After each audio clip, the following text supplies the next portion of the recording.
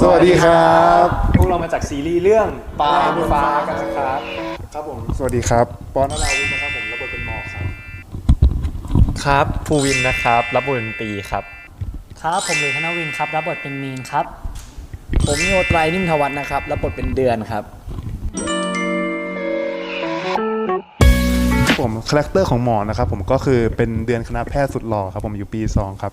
คาแรคเตอร์เขาก็จะมีความกวนๆครับผมแล้วก็ค่อนข้างขี้เก๊กนิดนึงครับผมแต่ว่าในความขี้เก๊กเนี่ยก็จะมีความอบอุ่นอยู่ครับคาแรคเตอร์ของปีนะครับก็จะเป็นคนใสๆหน่อยแล้วก็เป็นคนที่ไม่ค่อยแคร์เรื่องลุคของตัวเองมีความเป็นตัวของตัวเองสูงซึ่งพอไปพบกับรักแรกของเขาเนี่ยเขาก็อยากจะเปลี่ยนแปลงตัวเองเพื่อที่จะคู่ควรกับคนนั้นแล้วก็ไปเจอกับหมอกที่เป็นศัตรูหัวใจของเขาครับครับผมรับบทเป็นมีนครับมีนเนี่ยคาแรคเตอร์ก็จะมีความเป็นเด็กอยู่เยอะมากๆเขาจะเป็นคนซื่อๆใสๆไม่ทันคนใครพูดอะไรเนี่ยก็จะเชื่อไปหมดเหมือนนิสัยเนี่ยจะเหมือนมีความเป็นเด็กทั้งภายนอกแล้วก็ภายในเลยครับแต่ว่าจริงๆแล้วเขาเป็นคนฉลาดนะเพราะว่าเขาเรียนอยู่แพทย์ปี1ใช่ครับซึ่งเป็นคนฉลาดแต่แค่มีความเป็นเด็กอยู่เฉยๆครับผมสำหรับตัวละครเดือนนะครับก็จะมีความหยาบความเถื่อนความสะทุนคือเขาเรียกว่าครบเครื่องเรื่องต่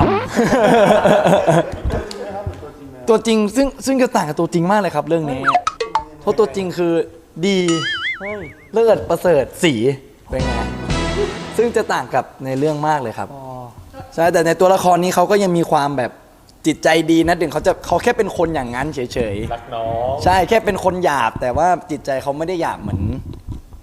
การกระทำนั่นแหละบอกว่าจริงหรือไม่จริงจริงครับจริงครับก็ได้คุณนราวิทย์ครับหลังไมค์หลังไมค์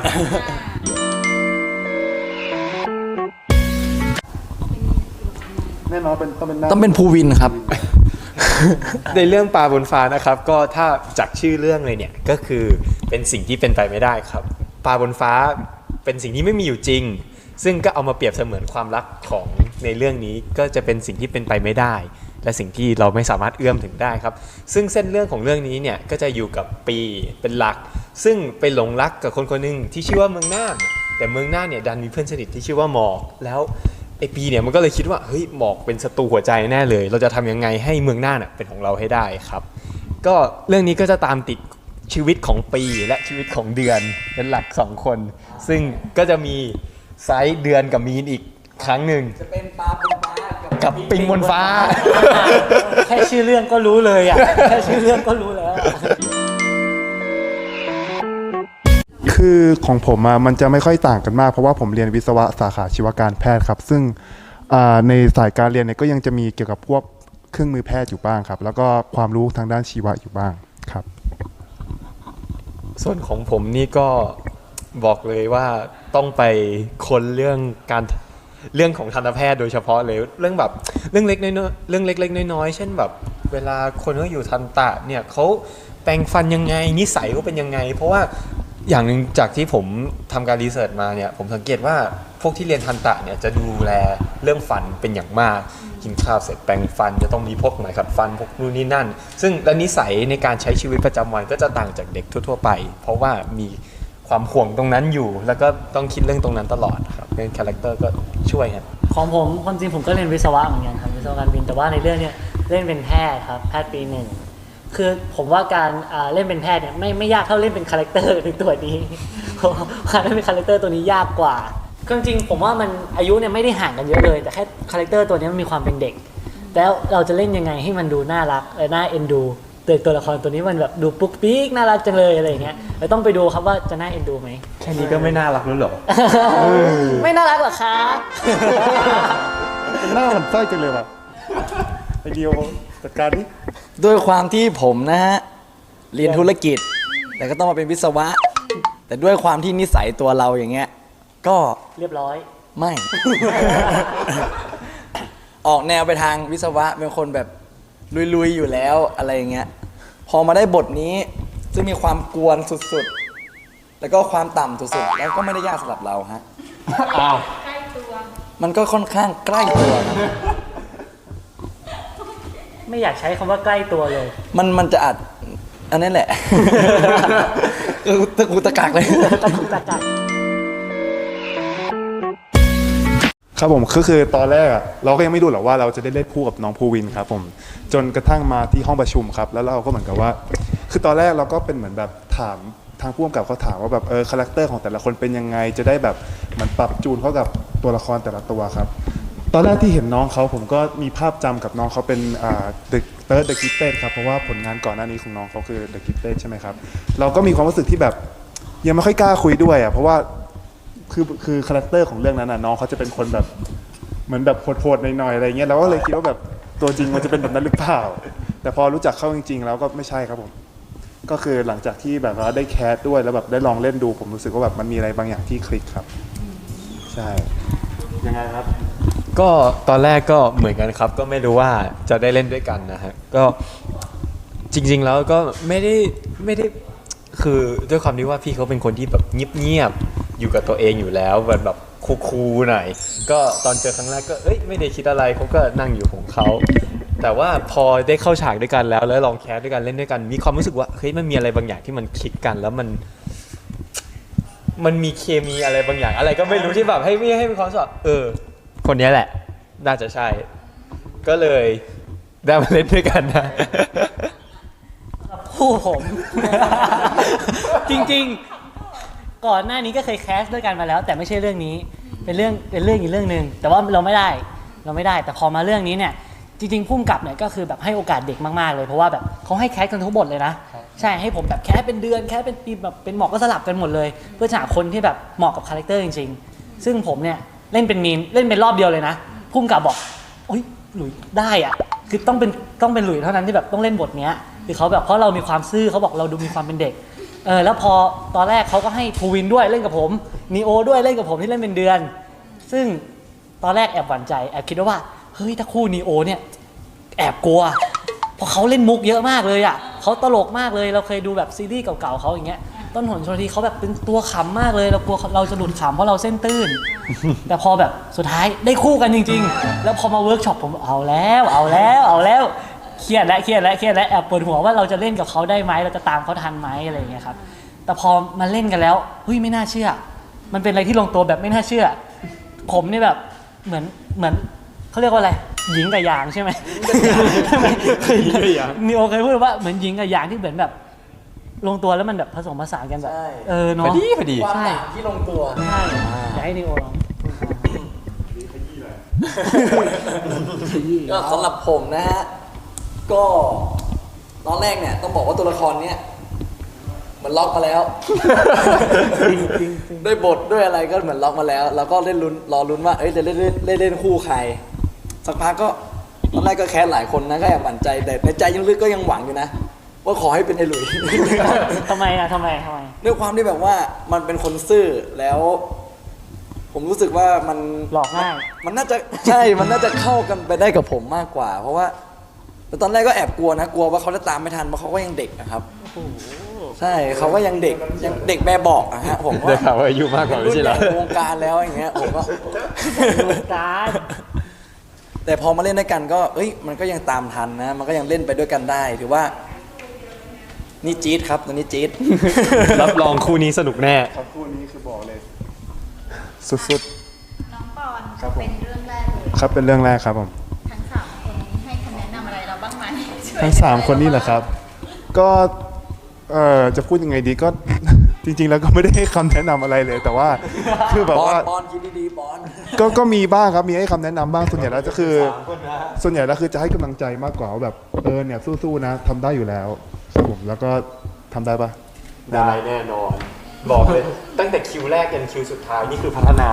เรื่อยๆเลย แล้วถึงตอนนี้ก็ยังไม่หยุดพัฒนาก็ยังเก่งขึ้นเรื่อยๆครับ อันนี้ต้องชม โวยกันเก่งแล้ว เขา เกิน อวยกันเก่งเขาอวยกันเกินจริงอ่ะ แล้วเรื่องจริงมันเป็นยังไงเรื่องจริงมันเป็นยังไง นั่นแหละเล่นเฉย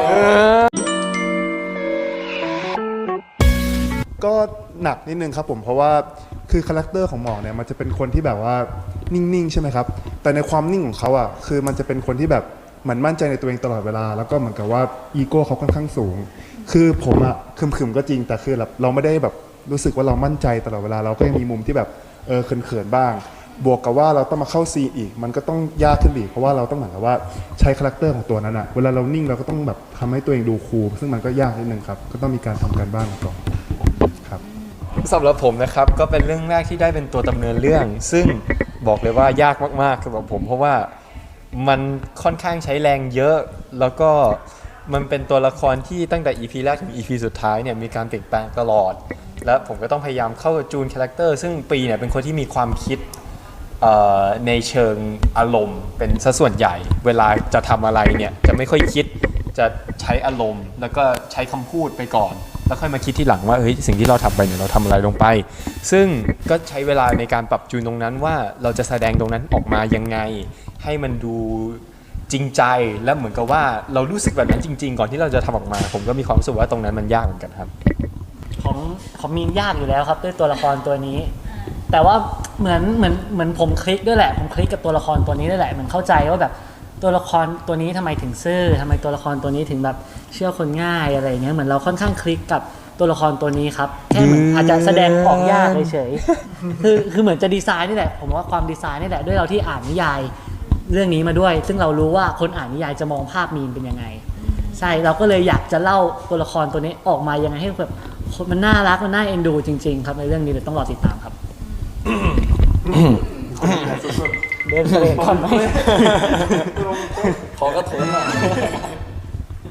ก็สำหรับตัวละครเดือนนะครับ ก็อย่างที่บอกไปตอนแรกมันไม่ได้ยากอะไรขนาดนั้น มันจะ เรียกว่าสำหรับตัวละครนีโอ มันเป็นนีโอก็จริงแต่ว่าการที่จะทำให้คนอื่นตลกเนี่ยมันยากสำหรับตัวผมที่ถึงจะบอกว่าอิมโพไว้มาเยอะก็เถอะแต่มันไม่ใช่อิมโพไว้เลยมันผ่านการคิดของผมมาหมดแล้วว่า ผมอยากให้ซีนนี้มันออกมาเป็นยังไงใช่ครับแล้วการทำให้คนตลกอย่างเงี้ยโดยสิ่งที่คนเขาไม่คาดคิดคนเขาถึงจะตลกกันอะไรเงี้ยเราก็คิดกันอ่านบททีอย่างเงี้ยเราก็จะแอบคิดไว้ตั้งแต่แรกแล้วว่าเอ้ยบทอันเนี้ยเราอยากเล่นแบบนี้ว่ะแล้วก็ค่อยไปมั่วกันในกองอีกทีกับซีนะก็เขาก็ซื้อเกือบหมดนะฮะเพราะว่าผมใส่ทุกซีนครับเขาไม่ซื้อเขาก็ต้องถ่ายเรื่อยๆครับ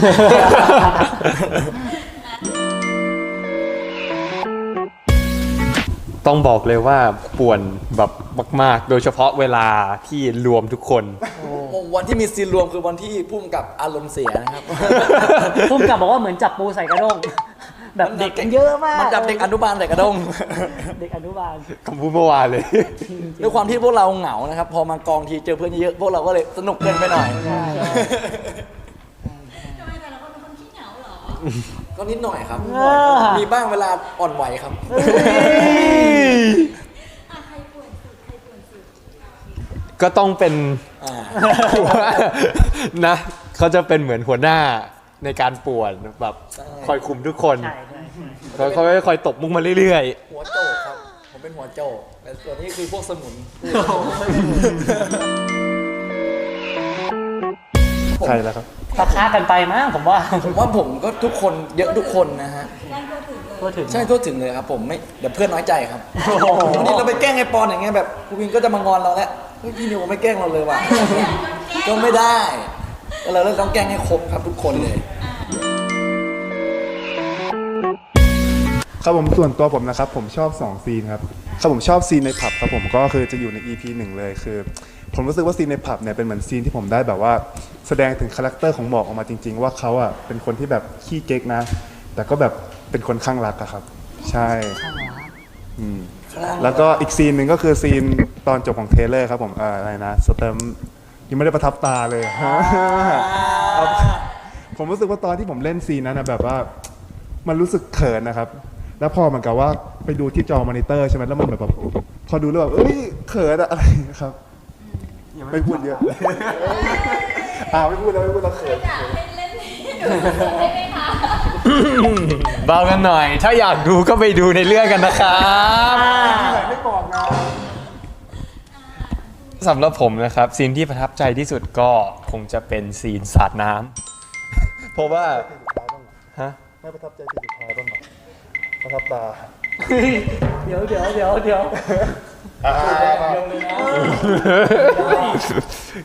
พูดไม่ออกนี่คือเขินนะ คือเหตุผลที่ให้ซีนเนี้ยซีนสาดน้ำเป็นซีนประทับใจเพราะว่าเป็นซีนที่ฮามาก มีความรู้สึกว่าเคยบรรยากาศนะกองตอนนั้นคือบรรยากาศสนุกมากก็พวกพี่ทีมอาร์ตเขาสนุกด้วยแหละสาดน้ำเราไปเรื่อยๆเรื่อยๆแล้วก็มีอยู่ช็อตหนึ่งสาดไปโดนทีมงานด้วยมันก็ฮามากๆเลยครับ ก็ฝากซีนนั้นกันด้วยนะครับ ครับ ธนวิน ประทับใจใช่ไหมครับโอ้โหซีนเรียกก็เด่นชัดอยู่แล้ว เราก็เรียกตลอดอยู่แล้วครับ ทุกซีน กระดาษไหม แล้วแต่ที่ผมชอบซีนในเต็นท์ที่อยู่ในเต็นท์การเกาหัวอะไรอย่างเงี้ยคือจริงๆอ่ะหลายคนอาจจะคิดว่าแบบอุ้ยมันโรแมนติกจังอะไรอย่างเงี้ยแต่ความจริงตอนถ่ายมันถ่ายยากมากเลยนะซีนเนี้ย ยังไง คือมันเป็นบท3หน้ากระดาษครับจริงๆแล้วซีนนั้นมันเป็นบท3หน้ากระดาษแล้วเราก็นั่งจำทัวร์อะไรกันเรียบร้อยแหละแต่พอไปเล่นจริงอ่ะมันมีหลายแอคชั่นมากๆในซีนนั้น มันเปิดมาแบบด้วยความแบบงอนกันง้อกันอยู่ดีปึ๊บพลิกมาโกรธอ้าวโกรธกันได้ยังไงอยู่ดีปึ๊บอ้าวตัดมาโรแมนติกอยู่ดีจะขำก็ขำซีนนั้น ผมบอกเลยว่าซีนนั้นมีแบบครบทุกอารมณ์เลยอ่ะผมยังงงว่าเอ้ยเราเป็นไบโพล่าหรือเปล่าซีนนั้นหรือแบบดีดไปดีดมาโอ้โหด้วยตัวละครแบบเล่นกับนี้ก็เอาอยู่นะครับเอาอยู่กันทั้งคู่ก็แบบต้องรอติดตามครับน่ารักครับ ชมตัวเองไม่น่ารักคู่เหมือนเราอะ แบบคู่ไงคู่น่ารัก ใช่ว่ะ ส่วนตัวผมนะฮะ ผมชอบซีน ถ้าในเทรลเลอร์จะมีนะครับ ที่แบบว่าอะไรกันครับเนี่ยอันนั้นนะฮะ ต้องบอกก่อนเหตุผลที่ประทับใจในซีนก็ว่าแล้ว แต่วันนั้นเนี่ยเขาถ่ายตอนเช้าใช่ไหม ใช่ ผมก็ไปแต่งหน้าทำผมอย่างดีเลย ซีนแรกเลย พี่วินช่างแต่งหน้าแต่งผมเงี้ยจัดให้อย่างหล่อเลยครับ เดินออกไปปุ๊บนิโอเปียกน้ำนะสวยจบ สรุปซีนนั้นเขาทำผมมาอย่างดี ผมเปียกน้ำนะฮะเพราะว่าหลุยส์ได้เล่าซีนประทับใจของผมไปแล้ว ผมว่าเอาซีนตลกมาเล่าดีกว่า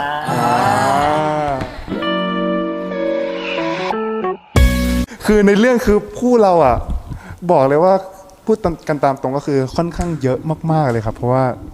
คืออันนั้นมันแค่น้ำจิ้มอ่ะใช่ป่ะภูวิน ใช่คืออย่างที่พี่เขาพูดอะแค่น้ำจิ้ม แต่ถ้าใครอยากลิ้มรสจริงๆอะต้องไปดูกันในเรื่อง ดูในเรื่องใช่ และ EP 1 EP น้อยจริงๆและ EP 1 EP 2บอกเลยว่าแค่นิดเดียวยังไม่ได้เห็นอาการหมอที่แท้จริงแล้วว่าเขาอะข้างรักมากแค่ไหน มันจะเป็นอย่างนี้ คู่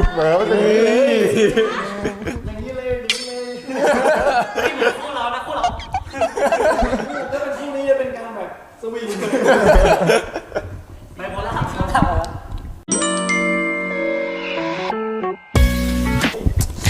จริงๆทุก EP ครับ จริงๆทุก EP แต่อยากให้ดูถ้าของคู่เราอยากให้ดู EP 12 เฮ้ย นี่ของคู่เราอยากให้ดู EP 12 จะได้ดูจากต้นจนจบ จะได้ดูจากต้นจนจบ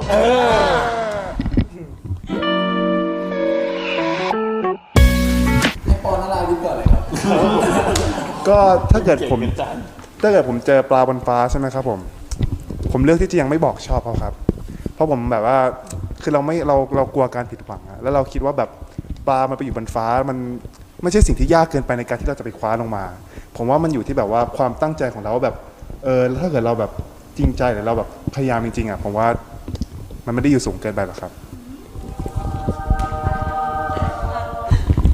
สำหรับผมถ้าปลาอยู่บนฟ้าเนี่ย เราจะต้องเทียบตัวเองให้ขึ้นไปอยู่บนฟ้ากับเขาให้ได้นะก็ทำตัวเป็นเพื่อนเขาไป ค่อยๆ ขยับเข้าไปใกล้ๆใกล้ๆใกล้ๆอุ้ย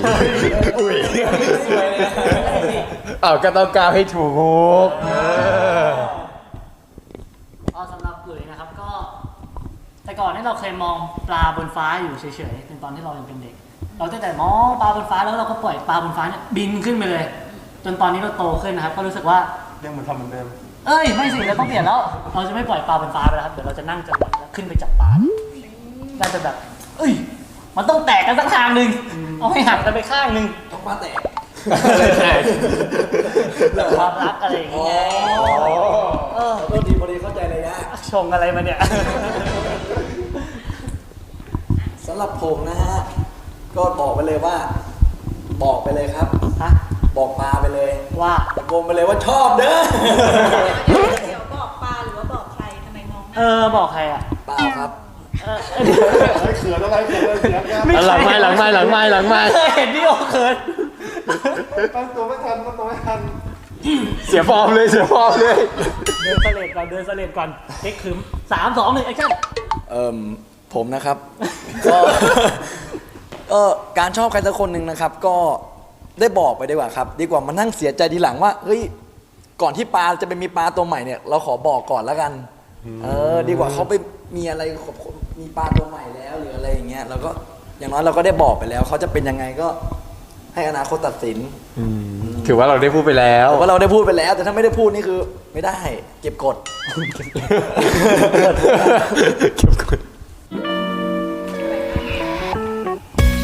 ก็พวกเรา4คนก็อยากจะฝากซีรีส์เรื่องปลาบนฟ้าด้วยนะครับ รับรองเลยว่าครบรสทุกอย่างไม่ว่าจะเป็นความฮาอะไร ตลกไง อ๋อ